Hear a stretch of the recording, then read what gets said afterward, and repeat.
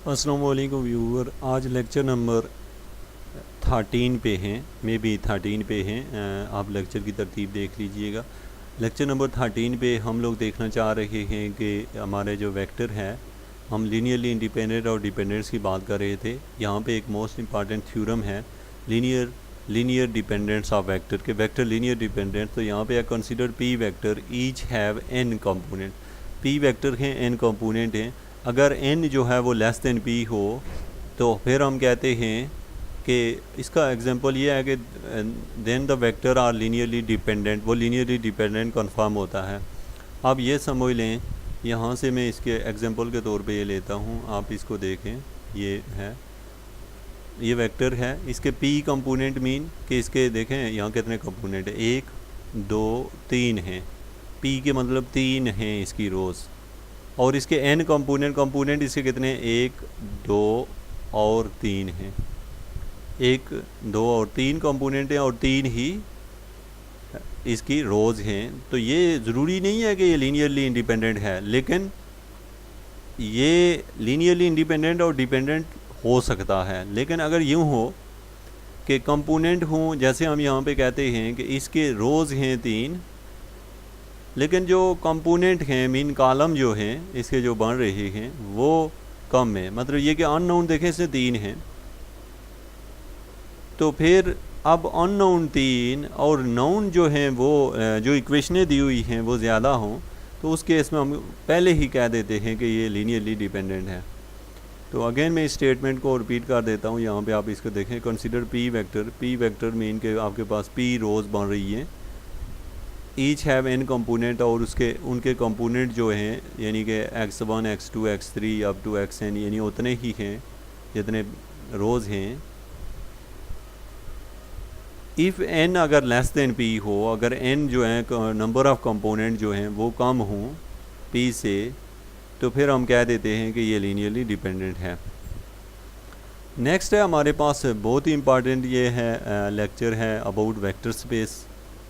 अगर आप इसको अंडरस्टैंड कर लेते हैं तो होप्स हो कि आप लीनियर अलजेब्रा को बहुत अच्छे से, जो जितनी पीछे चीज़ें पढ़ते रहे हैं बहुत बेसिक थी, ये भी बेसिक ही है, लेकिन ये कि आप इसको ज़रूर अंडरस्टैंड करें और इस लेक्चर को बार बार सुने, तब तक कि आपको वेक्टर स्पेस की समझ आए, और फिर आप नेक्स्ट लेक्चरों को देखेंगे तो होप्स हो कि हमेशा से आपको लीनियर अलजेब्रा का कोर्स अच्छा लगेगा।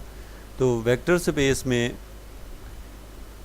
हम कुछ कंसेप्ट या जनरली इसकी जो यहाँ पे इसने सारी बात की है, आप इसको समझने के लिए देखेंगे। The following related concept are for general interest in linear algebra in the present contact, they provide a clarifications of essential properties of matrices and their role in the connection with their linear system। यहाँ पे हमारे पास है consider a non empty set V। आपने जो चीज़ें समझनी हैं आपके पास, आप ये जहन में रखें कि एक सेट है, उसका नाम V है, of vector where each vector have the same number of component. उसके जो कंपोनेंट हों वो सेम हों। सेम मीन आप यूँ समझें कि आपके पास एक एक वेक्टर है, वेक्टर्स जो हैं उनका एक सेट है। वेक्टर मीन ये कि देखें एक मैट्रिसेस आप जहन में रखें कि मैट्रिसेस जो होता है वो V ही होता है, वो वेक्टर्स जो होते हैं उनका एक पूरा सेट होता है। Where each vector has same number of component, और जो भी वेक्टर है उसमें सेम नंबर ऑफ़ कंपोनेंट हैं। मतलब ये कि आप देख रहे हैं कि लिखा हुआ है 2x1 + 3x2 + 4x3, नीचे दूसरी रो में चले जाएं तो इसी तरह 2x1, इस तरह का एक वेक्टर हमें दिया हुआ है। मतलब आप सिस्टम ऑफ इक्वेशन को जहन में रखें। If for any 2 vectors a and b in V, अब हमने वहाँ से कोई 2 वेक्टर उठा लिए, यानी हमने उसकी पहली या दूसरी रो या तीसरी रो, वो जो सिस्टम ऑफ इक्वेशन हैं उनमें से कोई 2 रो हमने उठा ली। We have that all their linear combinations, हमने इनका लीनियर कॉम्बिनेशन लिया। लीनियर कॉम्बिनेशन मीन के वो जो एक वेक्टर लिया, एक रो ली, उसके साथ कोई चीज़ मल्टीप्लाई की, दूसरे के साथ भी मल्टीप्लाई की। अब मल्टीप्लाई करने के बाद फिर हमने are also element of V, वो दोबारा से V का ही एलिमेंट हो। तो ये पहली जो कंडीशन है वो ये थी कि आपने वी जो वेक्टर है, V vector mean system of equation दी हुई है आपको, उनमें से कोई दो इक्वेशनें आप लें, अपनी मर्ज़ी से कोई नंबर ऐसा नंबर ए के साथ मल्टीप्लाई करें और बी मीन के दूसरी जो आपने रो ली हुई है उसके साथ भी एक नंबर को मल्टीप्लाई करें, आप उसमें ऐड करें तो आंसर आप देखें कि उन्हीं इक्वेशनों के अंदर ही मौजूद हो।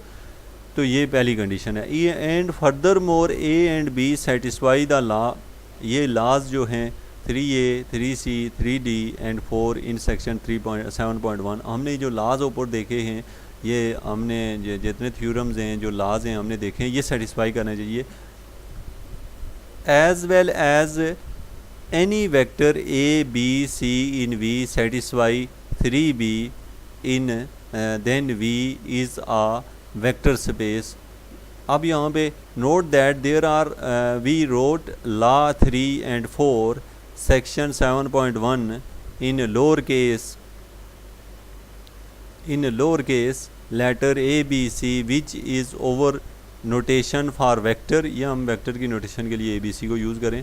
मोर फॉर द, अब हम यहाँ पे देखते हैं तो व्यूअर ये हैं वो लॉज जो सेटिस्फाई करने चाहिए। यहाँ पे है पहला लॉ जो है वो कम्यूटेटिव लॉ है, दूसरा एसोसिएटिव लॉ है, और तीसरा जो है वो हमारे पास जो है आइडेंटिटी है, और चौथा जो है वो इन्वर्स है, एडिटिव इन्वर्स है। एक लॉ तो ये है हमारे पास जो कि हमने इसे इसको हमने 3A 3B और 3C और 3D का नाम दिया हुआ है। तो आप लोगों ने ये देखा कि हाँ यहाँ पे हम वेक्टर स्पेस की बात कर रहे हैं। तो वेक्टर स्पेस मीन कि आपके पास यहाँ पे हमारे पास ये जो कैपिटल ABC है ना, इसकी जगह हम छोटा ABC लिखेंगे, क्योंकि ये तो सेट को ज़ाहिर कर रहा है ना, लेकिन हमें सेट नहीं वेक्टर चाहिए। वेक्टर आपको पता है कि वेक्टर होता क्या है, मैं यहाँ से देखता हूँ। देखें ये एक वेक्टर है, सॉरी मैट्रिसेस है, इसके अंदर दो वेक्टर हैं, एक ये वेक्टर है और एक ये वेक्टर है। अब ये जो A है ना, ये तीन तरह की क्वालिटीज़ पूरी कर रहा है। नंबर 3 नहीं, एक तो ये तीनों कंडीशनें सेटिस्फाई कर रहा है, और ऊपर से इसके अंदर ये खूबी भी है कि हमने जो देखा है अभी कि जो जो सेट है उसमें वो ये वाली कंडीशन भी सेटिस्फाई कर रहा हो, उसका सम करें तो वो भी जो है लीनियर कॉम्बिनेशन दे रहा हो, दैट देयर लीनियर कॉम्बिनेशन, या we have all that theirs linear combination is also in V. तो ये जो कंडीशन है अगर ये सेटिस्फाई कर रहा है तो हम जो हमारे पास जो V बनता है इसको हम वेक्टर स्पेस कहते हैं। अब हमारे पास जो नेक्स्ट है हम ये कहते हैं, आपने वेक्टर स्पेस को देख लिया कि वेक्टर स्पेस क्या होता है, यानी कि वेक्टर स्पेस ये है कि हमारे पास सिस्टम ऑफ इक्वेशंस होती हैं, और जो इक्वेशन को अलग-अलग लें तो वो एक वेक्टर बना रही होती है। उन वेक्टर्स को वो जो सिस्टम ऑफ इक्वेशंस हैं उनको किसी कांस्टेंट के साथ मल्टीप्लाई करके आप उसमें ऐड करें तो दोबारा से जो आंसर है हमारे पास दिए हुए वेक्टर के अंदर से आना चाहिए एक, और वो बाकी कंडीशनें सेटिस्फाई हो रही हूँ, जो कि हमने देखा है एसोसिएटिव लॉ है, कम्यूटेटिव लॉ है, एडिटिव इन्वर्स है और additive identity with respect to multiplication, ये सेटिस्फाई होने चाहिए। अच्छा व्यूअर, नेक्स्ट लेक्चर में हम देखेंगे इससे नेक्स्ट कि हम डिस्कस करेंगे डायमेंशन के बारे में। Thank you very much for watching Education for All.